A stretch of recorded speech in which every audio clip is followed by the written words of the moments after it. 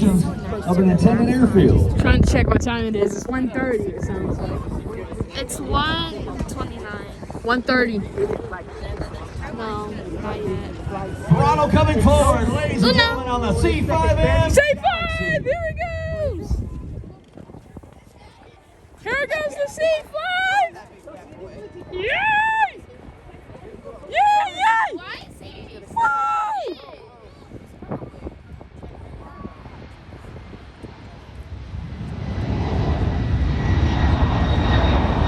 We got a massive C5 up in the air, ladies and gentlemen. And get airborne here at Travis Air Force Base.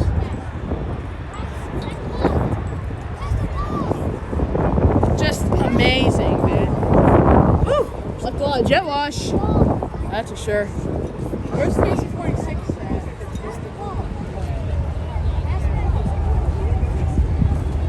at? That also got up into the air pretty quick, too.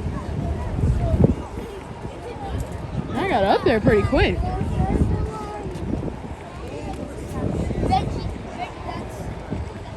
Where's the KC-46? Taxiing out onto the runway, the C-45 Expediter, or in civilian markings, we've known it better as the Beech-18. Again, you heard me mention earlier how many civilian aircraft were pressed into military service during World War II.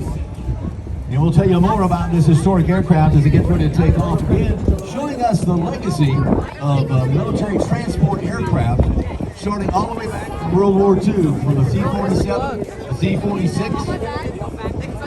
the Beech-18, or again, better known as the C-45. Now, the confusing thing a little bit about World War II is that the Army Air Corps would call the aircraft one thing, the Navy would call it something else. So sometimes it's a little confusing. The Navy called the C-45 the JRB. That was its Navy designation. The Army Air Corps called it the C-45. And getting ready to taxi into position is the C-45 as Solano comes forward on this legendary aircraft.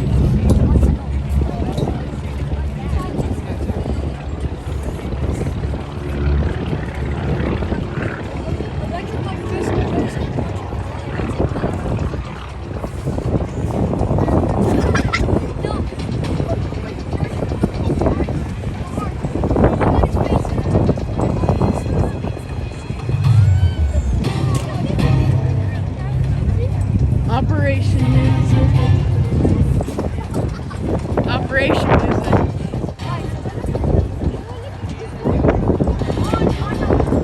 The C-45 Expediter is the military version of the Beech Model 18. Continuously produced from 1937 till 1969, over 32 years, a world record at the time.